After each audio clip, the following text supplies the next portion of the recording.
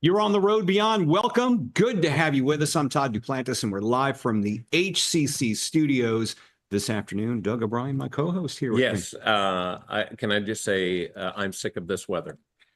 You're already tired of it. Yeah. Just make up its mind. Are we going to be cold and wet? Or is it going to be nice? Yeah, it's going to be 80 later this week. I know. That's what I'm talking about. And it was like what, 27 last week. I'm wearing 7 layers Yeah. because I don't know what this afternoon's going to bring. Yeah. But don't forget, you can follow us on all the social media platforms, Facebook. You can subscribe on YouTube at the Road Beyond podcast. So it's been a while since we were on the air because last week was a holiday. Yeah, that's right. So we didn't have a show last week, but you've been busy because it's rodeo season here. Yeah, that's we've been talking about that at the radio station. We're getting ready for cook-off. Yeah. We had a little party where we had all of our advertisers in, and then we get 3 weeks worth of it. So yeah, it's starting to pick up, and I'm hoping the weather straightens out before then. So we'll see what happens. But he'll complain next week whether or not he's always so. If you want to get your daily complaining, tune into the Road Beyond podcast, 1 o'clock Central. I've become that old man. Yeah. Like, if the weather's nice, it's too hot, it's February. If it's too cold, it's like, my bursitis is acting up. Yeah. Yes. Get off my lawn, even though it's not even his lawn. I just know things have been weird lately, just in general, online, even in my neighborhood. Yeah. Like, I live downtown. I found a pair of shoes that were 15 feet apart. I found shampoo hanging from a fence. Did you use either of those? No, I did not. Okay. The shoes were not my size. Okay. But I'm just saying things are getting a little weird, and so I'm glad we have the guest that we have today. But you're still living in that dumpster, aren't you? No. You moved out of the dumpster behind Walmart? I got a cardboard box now. Okay, good. I've elevated He's my moving up in the world. Yeah, absolutely.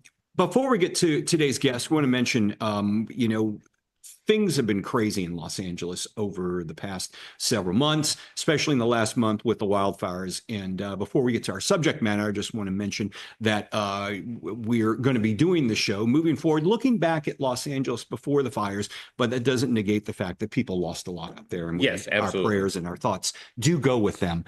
But today we're talking to something a little different. Well, it is called La La Land for a reason, and Holly Weird. Yeah. So I'm very excited for our guest because LA it's a weird, LA in general it's a weird thing. You hear so many stories about it. I've even heard about underground tunnels. Lizard people that live in that. I saw that on the rundown. And I want to know about. We're going to get to that. People. Our guest this afternoon, Brian Clune, is our guest. He's been on the show a few times before. And Brian, it's always good to see you. Thank you so much, guys. I love coming on your show. I think this is my third, possibly fourth third time. Or fourth. Yeah. It's definitely your third, possibly your fourth. We'll get our researchers to look in that before the show's over with and get you a definite answer in that. But Brian, you have a series of books. Brian writes a number of books about California and paranormal things that have happened in cities. And your latest one caught my interest, Brian, because it's The Haunted Heart of Los Angeles, and it covers a lot of subjects that many of us already know very well.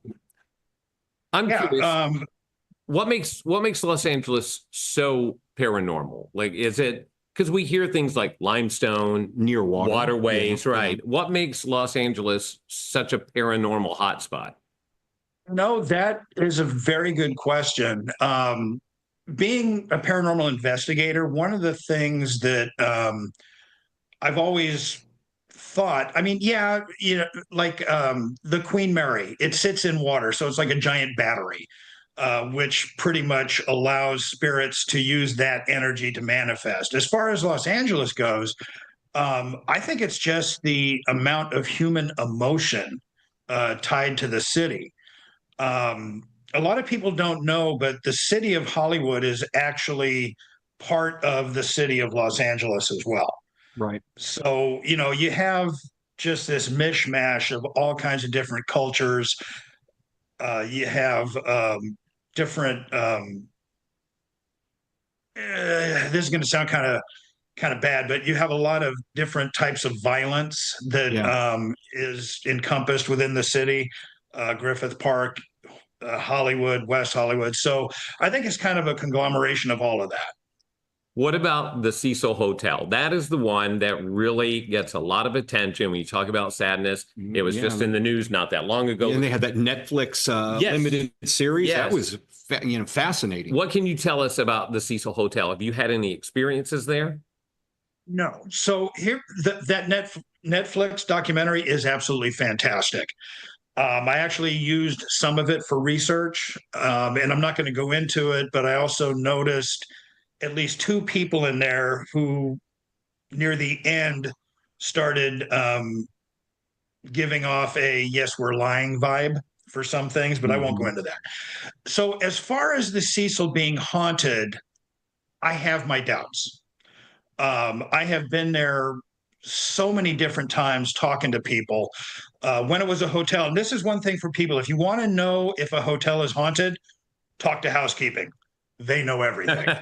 Well, do you think it's just some weird energy? Because, I mean, it was tied to serial killers. And then that case of Elisa Lam, that is just bizarre as what the heck happened there. Yeah, exactly. Now, as far as now, I don't necessarily believe in curses, but if curses do exist, the Cecil Hotel is definitely cursed. I mean, it literally started having tragedies within 7 years of it being built in Los Angeles. I mean, one of the weirdest ones for me is not only are there a lot of murders and suicides there, but there was actually a suicide that became a murder when a woman jumped out of one of the windows and landed on somebody and killed them. Wow. So, you know, bad luck. Yeah. That's yeah. Talk about it being not being your day. Yeah. Right. Exactly. So one of the weird things, like with Elise Lam, I'm not going to go into the whole case, right? But you know, the weird thing about that case has to do with they thought they had a couple suspects because there were two guys that came over and delivered a package to her. They didn't go up to her room or anything. And that night is when she came up missing. Well, it turns out that these two gentlemen were actually just delivering books from the last bookstore, which is fairly close to the Cecil Hotel. Now, if you put in the actual corporate address and zip code into a GPS, it pinpoints Elise Lam's grave up in Canada. Now, that is something that I was just like, wait, are you kidding me? I mean, her case was bizarre enough, but it goes back. Now, is the hotel still open today? It's closed, isn't it? So it's not closed, but it is closed as a hotel. It is now Section 8 and extreme low income housing. Okay. You are not even allowed into the building unless you are either, well, no, you have to be living there. There's an office next to it that you can apply to live there. Now, I know what's weird is, you know, apparently it has ties to serial killers. Richard Ramirez, the infamous Night Stalker. And also there's a connection to the Black Dahlia as well. Okay, so there are two serial killers. There was Richard Ramirez, which everybody knows about. And then there was a man by the name of Jack Unterwenger. He was from Austria. And he was out here killing prostitutes. He finally was caught because of his ego. We'll just put it that way. Yeah. And he ended up committing suicide once he was extradited back to Austria, was found guilty of some other crimes because they found prostitutes around his home in Austria. Then he committed suicide. So there are two serial killers connected to the Cecil. The Black Dahlia case, and I write about it in Haunted Heart of Los Angeles, never happened. So Elizabeth Short has absolutely no connection whatsoever to the Cecil Hotel. However, Hodel, who wrote Black Dahlia Avenger, stated that she did, and people just started to believe it. That's great. It was written down. It's got to be true. You know, we saw it on the internet before the internet. Yeah. Yeah, but I mean, I actually give lectures about the Black Dahlia case, and Steve Hodel and his father are mentioned in that, because I'm trying to bring awareness of who Elizabeth Short actually was outside of what history thinks she is, the Right. true Elizabeth Short.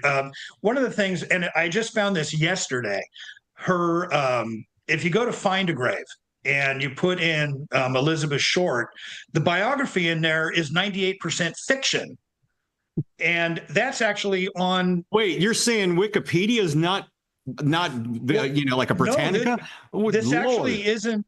This actually isn't Wikipedia. This is the website Find a Grave. And where And do I they mean, get the information? so it states who wrote it. I have no idea who these people are, but it is literally like 98% fiction, which is sad. I mean, um, Elizabeth Short was not a hard drinker. She actually drank once in her life, got busted, and never really drank again. She would sip here and there, but she was not this woman who was sleeping with every guy she met. As a Yeah. matter of fact, her little black book, the police, after she was murdered, started talking to all these people in the little black book, and they all said, "No, we never slept with her."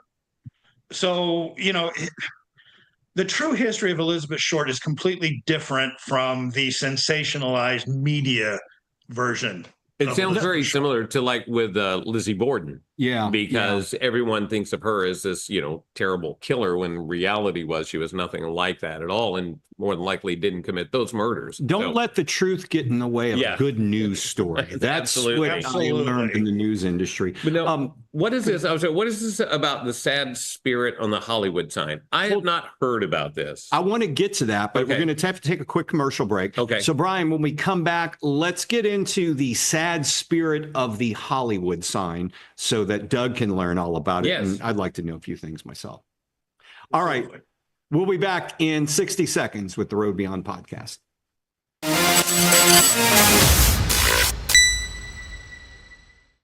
When I grow up, I want to work in a lab to build robots. From classroom to career, we're with you every step. Register for real-world education at hccs.edu.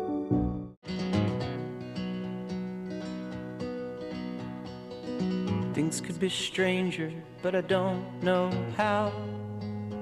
I'm going through changes now. Could spend a lifetime trying to figure it out. I'm going through changes, through all of the strangeness. I'm going through changes now.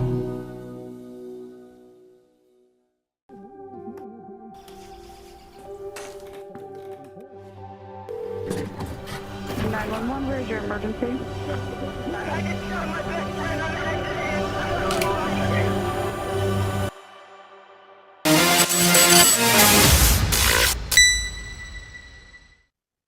Welcome back to the Road Beyond podcast. We're having a very interesting discussion on the weird happenings in Los Angeles, and not the ones we all know about that you hear on TMZ. We're talking about the paranormal stuff that goes back a few years. Yeah, we've got Brian Clune, and we kind of teased it, and I'm dying to hear because I've not heard this before, but something about a sad spirit on the Hollywood sign. What is up with that? So I'm actually very surprised you have not heard about one of the spirits there, Peg Entwistle. She was an actress, and in a weird way, she was actually related to Brian Keith. Oh wow, but that goes way back. We won't go into that. That goes back way into the early part of her life. So she was a up and coming actress. She was very popular on Broadway, and she decided, well, I'm going to come out to LA and I'm going to try and become the next actress, the next big actress. So she got a few bit parts. She had one part that, and I apologize, I cannot remember the name of the movie, but it was a very controversial movie at the time, and most of her scenes got cut. She still got paid for it, but then because of that, she ended up losing her contract. So now she was very despondent, shall we say. She was thinking that she was a failure, that she was never going to make it in Hollywood, and decided that her family, who she was living with in LA, would be better off if she was dead. So she went to the Hollywood sign, climbed up to the top of the H, and threw herself off the Hollywood sign. What year, And roughly, what decade was this in? this would have been in the late 20s, early 1930s. Okay, so It we're was still literally talking right silent film, all of that. Yeah. Correct. And I should say that it wasn't the Hollywood sign, it was the Hollywood land sign. Okay. Before the Chamber of Commerce of Hollywood decided to remove the LAND, it was the Hollywood land sign. The sad thing about that is that about 2 days after she committed suicide, she landed a starring role in another movie. Oh, wow. Because so the entire case is just really, to me, one of the saddest incidences in Hollywood. Now, there actually are two other spirits at the Hollywood sign. One of them is an old caretaker by the name of Albert Koth. And I do apologize. The other one, I cannot remember his name, but he was a fairly well-known artist. And if I had the name, you would probably recognize it. But do people he actually see the spirits on the sign? Yeah, are they running into them out there? What's going on with that? So yeah, as far as Albert Koth, and Dick Van Dyke actually did a short movie about this man's life, which I thought was kind of interesting. I had never even heard about it until I started doing research on the Hollywood sign. And the Hollywood sign itself has a very interesting history. It was only supposed to be up for, I think, 18 months. It was actually an advertisement for a housing complex. So as far as Albert Koth, people have actually seen him climbing up the letters.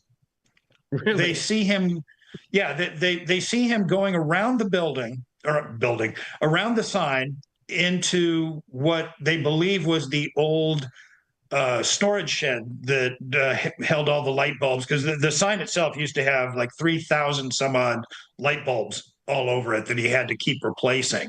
Now there's no building there, so people actually say that they see him walk toward where the building used to be, disappear, and then all of a sudden come back out with a ladder, and they will actually see him climbing up. So it's really an interesting spirit. And as far as Peg Entwistle goes, there's a lot of people who have seen her. Literally from almost a week after she committed suicide up until today, people are still seeing her. Wow. Well, let me ask you, we're talking with author Brian Clune this afternoon. He has a book out called The Haunted Heart of Los Angeles. Here's a story, kind of blew my mind, had no idea what this is about. Lizard people underneath the city. We got about 4 minutes left, but maybe you can kind of whittle that one down for us. Yeah, so that one is rather amusing that it is even in the book. Okay. I have been working on a book called California Cryptid for my publisher for a very long time. And now the reason it's not done is a personal reason. I'm trying to get my son involved. But I came across the lizard people of Los Angeles, and I was going to put it in the cryptid book. So when I was pitching, well, actually, the publisher asked me to write the Los Angeles book, which kind of surprised me because they had said before, no Los Angeles book sells. Well, anyway, I was talking to my acquisitions editor, Lori Krill, who is a fantastic editor. And I was joking with her about the lizard people, and she went, "Oh my God, you have to put this in." She is just like totally into the lizard people. So I was like, all right. And I put it in there. So supposedly lizard people were here before humans.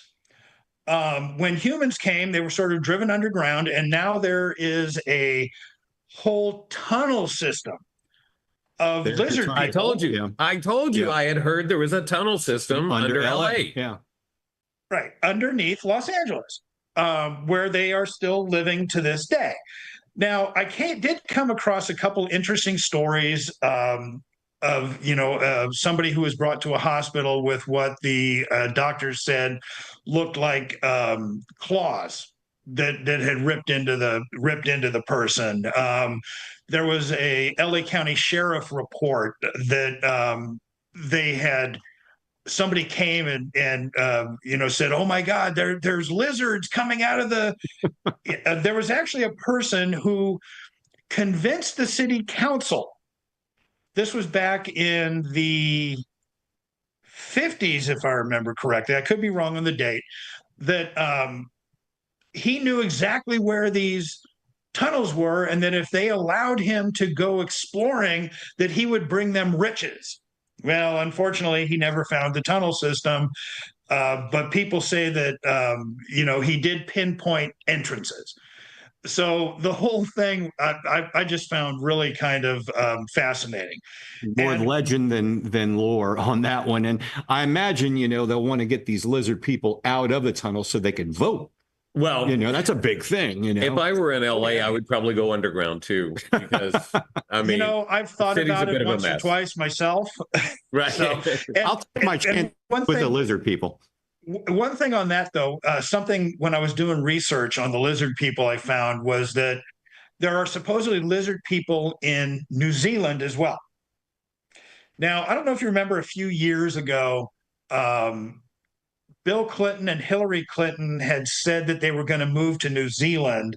Now, that could have been just an urban legend. Right. But because of that, it started to come out that Hillary Clinton was actually the lizard people queen looking like a human.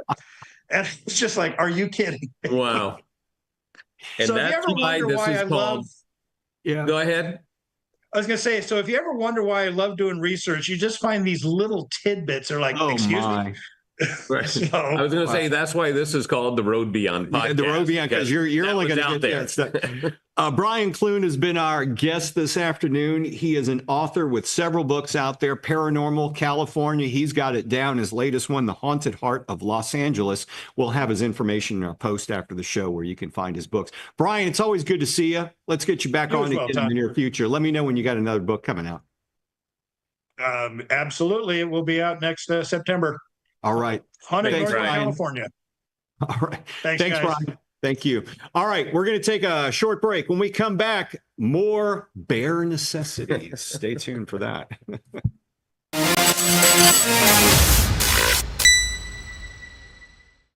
When I grow up, I want to work in a hospital. From classroom to career, we're with you every step. Register for real-world education at hccs.edu.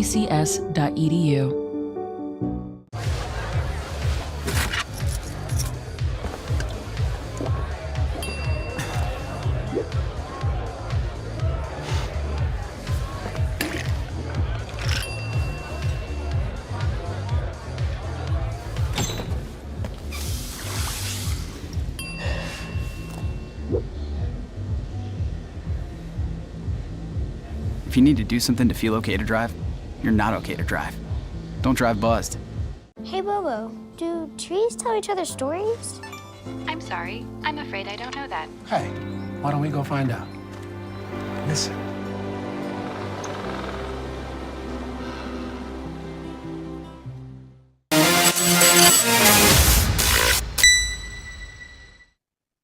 Welcome back to the Road Beyond podcast and the segment that we've all grown to love and just look forward to, bare necessities. Is it just we love this, or we're hoping everybody else? I do. I find them entertaining. All right. So a bear walks into a house. No, it's not a joke. It really happened. Take a look. Go on, that way. Go. Get out of here. Go on. Go. So a bear comes in your house and the first thing saying, "Go on, get Yeah, out I of mean, here." the fact that he's talking like that, Yeah. you know, the old thing. Why am I getting the feeling this is in Canada? Probably so. Yo, bear, could you take off, eh? I don't think I would reason with a bear. Yeah. I'd be like, But here's the bear left. yeah, that He leaves. I would have been like, here's the key. Yeah, bear's Just like, I'll lock be out up the when back you're door. done. I'm gone. Yeah. So the bear did leave. Everybody would no bear or human was harmed in this incident. Just very interesting. I guess it's a deal with bear opening doors because here's another one. This bear not only he opens the door and gets into a car, or he tries to get in the car, but what you don't hear are people in the background going, "Leave it alone! Get out of here! Leave it alone!" Look, he's like, "What? Huh? What? What are you talking about? What? Me? No, I'm not doing anything. Get out of that car!" The bear takes off. And I guess it's a thing with bears and cars because here's another group of them trying to get into a minivan. Take a look at this. There's one of them. He's got the back door open, and then a friend shows up. Yep, another one in the front. Yeah, I'm going to open the front door as well. Clearly the designated driver bear. I guess so. Yeah, he hadn't been drinking that evening. I am fascinated. Look, he found something. Yeah, he found That's something it. back. Yeah, I am fascinated that they know how to open doors because that's not all. And then the guy comes out like, no, what? You know what's a little known fact is when the bears do get in your vehicle, they leave you a present. Do they? It isn't Okay. good. Yeah, it isn't good. We'll leave it at that. I think if I saw that, I would be leaving a little present. Yeah, it wouldn't just be the bear, you know. We are out of time this week. Went by real quick, but find us as the Road Beyond Podcast in social media. Absolutely. You can find us on Facebook. Also subscribe on YouTube at the Road Beyond Podcast. This has been fun. I can't wait for more bear necessities next week. Yep. And we'll also have a new segment on the show next week. More up on that next week. We'll see you 1 o'clock Mondays next week on the Road Beyond Podcast. Have a great week.